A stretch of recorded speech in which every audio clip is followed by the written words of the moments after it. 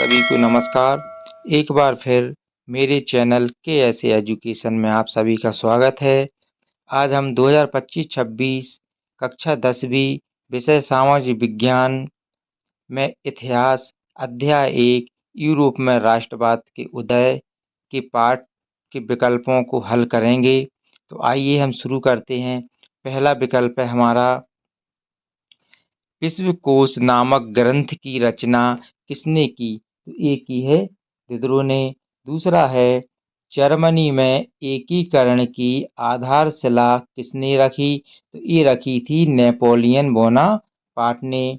तीसरा है, राष्ट्रवाद को चित्रों के माध्यम से दर्शाने वाला फ्रांसीसी कलाकार है। तो ये कौन है? फ्रेडरिक सरियू। अगला क्वेश्चन है, आंखों पर पट्टी बंधे हुए और तराजू लिए हुए महिला किस बात का प्रतीक है? तो यह है न्याय का प्रतीक। अगला क्वेश्चन है, प्रश्न नंबर 2, खाली स्थानों की पूर्ति कीजिए। पहला प्रश्न है इसमें, राष्ट्रवाद की पहली अभिव्यक्ति खालिस्तान में फ्रांसीसी क्रांति के साथ हुई। तो इसमें हम भर देंगे 1789 में हुई थी। अगला है दूसरा, 1804 की नागरिक संहिता जिसे आमतौर पर नेपोलियन संहिता के नाम से जाना जाता है। फिर है, फ्रांस का झंडा खालिस्तान है। तो ये क्या है? तिरंगा है। इसी प्रकार अगला हम देखते हैं, अगले में हम नेपोलियन भर देंगे। उसके बाद फिर आता है भूदास का। तो इसमें पूर्वी और मध्य यूरोप के जमींदारों की जमीनों पर खेती कौन करता था? भूदास करते। अगला प्रश्न है, कपड़े मापने का पैमाना खालिस्तान था, तो वो क्या था? एल था। अगला है, विना की संधि के बाद फ्रांस में खालिस्तान राजवंश की सत्ता स्थापित हुई। तो किसकी हुई? ये बूर्बों की हुई। फिर अगला है हमारा, उदारवादी राष्ट्रवादी मुख्यतः खालिस्तान की आज़ादी चाहते थे। तो किसकी चाहते थे? बाजार की चाहते थे। फ्रांस की दूसरी क्रांति कब हुई? ये 1830 में हुई। अगला है, जर्मनी संघ का सबसे बड़ा क्षेत्र कहाँ है? तो ये पिरसा में था। अगला है, फ्रैंकफर्ट संसद का आयोजन खालिस्तान में हुआ। तो 1848 में हुआ। उसके बाद प्रश्न नंबर 3 आता है, सत्य असत। प्रश्न नंबर 3 है हमारा सत्य असत। पहला है, वियना सम्मेलन की मेजबानी ऑस्ट्रिया के चांसलर मेटरनिक ने की थी। ये हमारा कैसा है? असत्य है। फिर अगला है, 1804 की नागरिक संहिता को आमतौर पर हिटलर की संहिता के नाम से जानते हैं। ये भी हमारा असत्य है, क्योंकि इसे हिटलर की संहिता के नाम से नहीं, इसे नेपोलियन की संहिता के नाम से जाना जाता है। अगला है, लाल टोपी तिरंगा और कलगी स्वतंत्रता और गणतंत्र के चिन्ह थे। ये हमारा असत्य है, क्योंकि ये किसके थे? फ्रांसीसी के प्रतीक थे। अगला है, उदारवादी सभी को मताधिकार के पक्ष में थे। ये भी हमारा असत्य है, क्योंकि सार्वभौमिक मताधिकार के पक्ष में थे। अगला है, जर्मन संघ 39 भागों में विभाजित था। ये हमारा सत्य है। फिर उसके बाद अगला है, पोलनेस और माजुरका का संबंध पोलैंड से है। ये हमारा सत्य है। फिर यूरोप में महिलाओं और पुरुषों के बीच कोई भेदभाव नहीं किया जाता था। ये असत्य है। फिर है, कैसर विलियम प्रथम जर्मनी का प्रथम राजा था। ये हमारा सत्य है। फिर है, ला टालिया विक्टर एमुनुएल की पत्नी थी। तो ये हमारा असत्य है। अगला है, इटली के एकीकरण में अंतिम बाधा रोम था। ये हमारा सत्य है। उसके बाद अगला प्रश्न आता है सही जोड़ी। पहली को हम मिला देंगे जर्मनी से।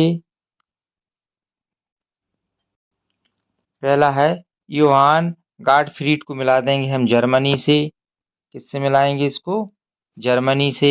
दूसरा है कैरोल कैरोल कुरफस्की को मिला देंगे हम इससे, पोलैंड से। फिर मिला देंगे, तीसरा है यूजीन देलाकोवा को मिला देंगे फ्रांस से। फिर है गैरीबाल्डी को मिला देंगे इटली से। बिस्मार्क को मिला देंगे फिरसा से। और लॉर्ड बायरन को मिला देंगे इंग्लैंड से। फिर उसके बाद सही जोड़ी नंबर 2 है नेपोलियन की पराजय कब हुई थी? 1815 वाटरलू में हुई थी। वेना संधि का सदस्य नहीं है तो कौन? अमेरिका नहीं है। फिर है ज्यूसेपे गैरीबाल्डी, कौन है? ये नाविक है। रक्त और लोहे की नीति बिस्मार्क है। मारियन की प्रतिमाएं राष्ट्रीय प्रतीक है। फिर अगला प्रश्न आता है हमारा, फिर सही जोड़ी है एक तीसरे नंबर की।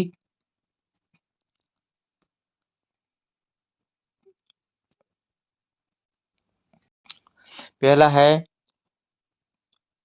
टेढ़ी हुई बेड़ियां, यानी ये टेढ़ी नहीं, ये टूटी हुई बेड़ियां हैं। ये क्या है? टूटी। तो इसको मिला देंगे हम ई नंबर से। ये क्या है? आजादी मिलना। फिर अगला है बाज छाप कवच, इसको मिला देंगे हम जर्मन साम्राज्य शक्ति से। फिर है बलूत पत्तियों का मुकुट, इसको मिला देंगे हम फा नंबर से बहादुरी से। अगला है तलवार, इसको मिलाएंगे हम बा नंबर से मुकाबले की तैयारी। तलवार पर लिपटी जैतून की डाली, इसको मिलाएंगे हम या नंबर से शांति की चाह।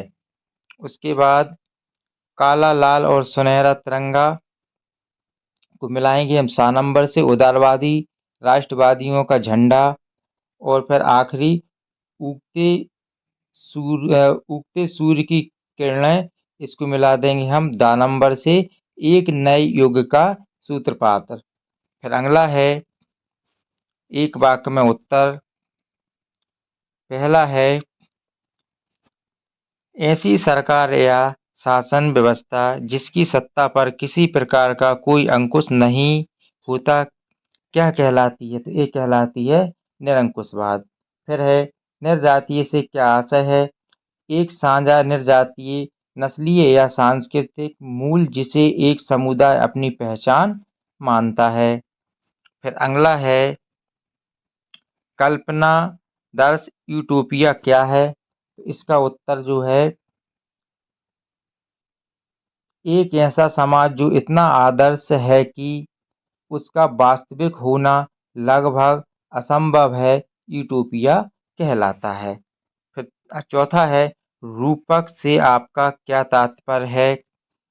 जब किसी अमूर्त विचार जैसे लालच ईर्ष्या स्वतंत्रता आदि को किसी व्यक्ति या वस्तु के माध्यम से इंगित किया जाता है उसे रूपक कहा जाता है। पांचवा है जर्मनी का एकीकरण कब हुआ था? जर्मनी का एकीकरण हुआ था 18 जनवरी 1871 को। अगला है एकीकरण से पूर्व इटली कितने राज्यों में बटा हुआ था? तो ये बटा हुआ था 7 राज्यों में। फिर है इटली में लाल कुर्ती दल की स्थापना किसने की? तो ये की जियोसेपी गैरीबाल्डी ने की। अगला है जियोसेपी मैथनी कौन था? जियोसेपी मैथनी एक इतालवी क्रांतिकारी था जिसने यंग इटली और यंग यूरोप नामक गुप्त संगठनों की स्थापना की। फिर उसके बाद अगला है यंग इटली की स्थापना किसने की? तो ये की किसने की? ज्यूसेप मात्सनी ने। कब की? 1831 में। बैंक ऑफ फ्रांस की स्थापना किसने की? तो नेपोलियन बोनापार्ट ने की 1800 में।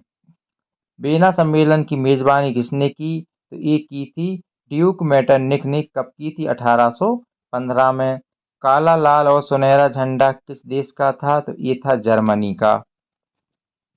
अगला है, इटली का एकीकरण कब हुआ? तो एकीकरण मुख्य रूप से कब हुआ था इसका? एकीकरण मुख्य रूप से 1860 में हुआ था, लेकिन 1861 में इसे एकीकृत राज्य घोषित किया गया था। तो ये इस प्रकार हमारे सभी विकल्पों के वस्तुनिष्ठ प्रश्नों के को हमने हल किया है। अध्याय 1 यूरोप में राष्ट्रवाद।